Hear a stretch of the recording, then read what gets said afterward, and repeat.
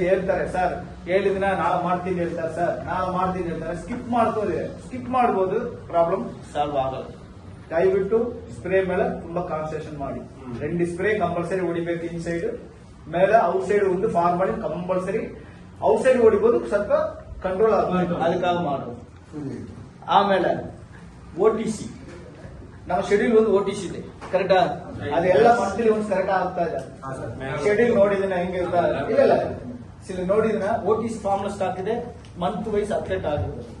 2 weeks 3 weeks late ಮಾಡ್ತೀವಿ. ಈ mails ಎಲ್ಲ ಒಂದು ಡಿಲೇ ಮಾಡಂಗಿಲ್ಲ. 22 OTC ಶೆಡ್ಯೂಲ್ ಆಲ್ರೆಡಿ ನಮ್ಮ ಕಂಪನಿಯಲ್ಲಿ ಕೊಟ್ಟಿದ್ದೀವಿ. ಅಲ್ಲೇ ಲೈಸೆನ್ಸ್ ಸ್ಪ್ರೇ ಇದೆ ಇದ ಈ 3. ಆಮೇಲೆ 200 ಲೈಸ್ ಸ್ಪ್ರೇ ಇದೆ. ಡಿಟರ್ಜೆಂಟ್ ಸ್ಪ್ರೇ ಮಾಡಬೇಕು. ಎಂದ ಫಾರ್ಮ್ಲಿ ಮಾಡಿಲ್ಲ. ಯಾವ್ದಾವ್ 15 ಡೇಸ್ ಡಿಟರ್ಜೆಂಟ್ ಮಾಡ್ತೀರಾ? ಮಾಡಲ್ಲ ಸರ್. ಅದು ಏನ್ ಓನರ್ಗೆ ಒಂದು 5 ಕೆಜಿ ನಾನೇ ಹೇಳ್ತೀನಿ, ಕಂಪನಿ ಕೂಡ ಹೇಳ್ತೀವಿ. ಪೆಟ್ರೋಲ್ ಅವ್ರ ಅಮೌಂಟ್ ಡೆಬಿಟ್ ಮಾಡಿ ಬರ್ಕೊಂಡ್ಬಿಡಿ. GM ಸರ್ ಬಂದ್ರೆ ಡಿಸ್ಕಸ್ ಮಾಡಿ ಹೇಳ್ರಿ. ನಾನು ಹೇಳ್ತೀನಿ ಕೆಲವೊಂದ್ರೆ ಡೈರೆಕ್ಟ್ ಆಗಿ ಹಂಗೆ ಡಿಟರ್ಜೆಂಟ್ ಸ್ಪ್ರೇ ಎಂದ ಓನರ್ ಪರ್ಚೇಸ್ ಮಾಡಿಕೊಡಲ್ಲ. But 15 days ಒಂದ್ಸ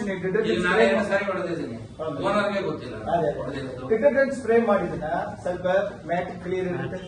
at least mites plus lice ಸ್ವಲ್ಪ ಕಂಟ್ರೋಲ್ ಆಗುತ್ತೆ. ಅದಕ್ಕಾಗಿ ಸ್ಪ್ರೇ ಮಾಡೋದು.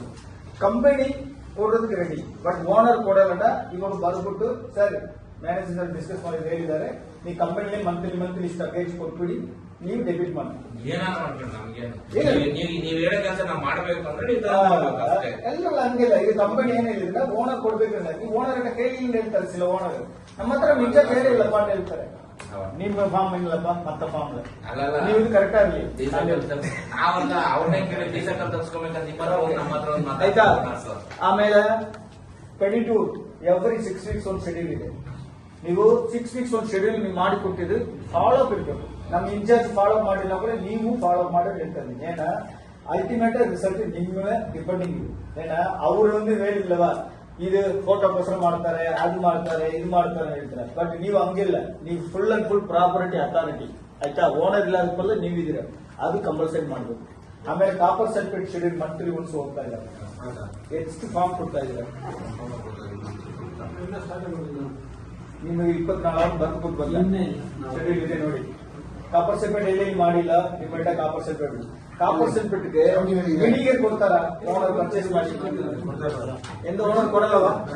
ನಿಮ್ಮ ಓನರ್ ಕೊಡ್ತಾರ? ನೀವು ಕೊಟ್ಟೇ ಇಲ್ಲ. ಅಲ್ಲ ಸರ್, ನಮ್ಮ ಓನರ್ಗೆ ಏನು ಅಂತ ಗೊತ್ತೇ ಇಲ್ಲ ಅಂತ ನಾನು ಹೇಳಿರೋದು ಇಲ್ಲ. ನಾನು ಸಿಂಪಲ್ ಇವಾಗ ನಾನು ಹೇಳಿರೋದು ಕಂಪನಿ ಏನ್ ಕೊಡುತ್ತೆ, ನೀವೇನ್ ಕೊಡುತ್ತೆ. ಓನರ್ ವಿನಿಗರ್ ನೀವು ಕೊಡಬೇಕು. ಓನರ್ ಕೊಡ್ತಾರ ಇಲ್ಲವಾ? ಕೊಟ್ಟಿಲ್ಲ ಅಂತ ಹೇಳಿ ಅದಕ್ಕೆ ಸೊಲ್ಯೂಷನ್ ತಗೋಬೇಕು. ಇಲ್ಲವಾ? ನಮ್ಗೆ ಕೊಡ್ತಾರೆ, ಬೇರೆ ಕೊಟ್ಟಿಲ್ಲ ಕೊಡ್ಸಿ, ನಮ್ಗೆ ಕೊಡ್ತಾರೆ.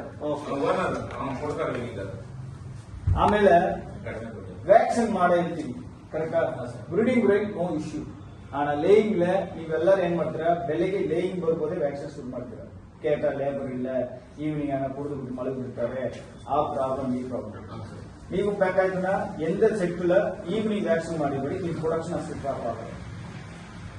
ಬೆಳಗ್ಗೆ ಮಾಡಿದ್ರು ಡ್ರಾಪ್ ಆಗಲ್ಲ, ಬೆಳಿಗ್ಗೆ ಡ್ರಾಪ್ ಆಗಲ್ಲ ಆಗುತ್ತೆ ಸರ್. ಸಾಯಂಕಾಲ ಮಾಡಿದ್ರು ಡ್ರಾಪ್ ಆಗುತ್ತೆ ಸರ್. ನಾನು ನೋಡ್ತೀನಿ ಹೇಳ್ತೀನಿ.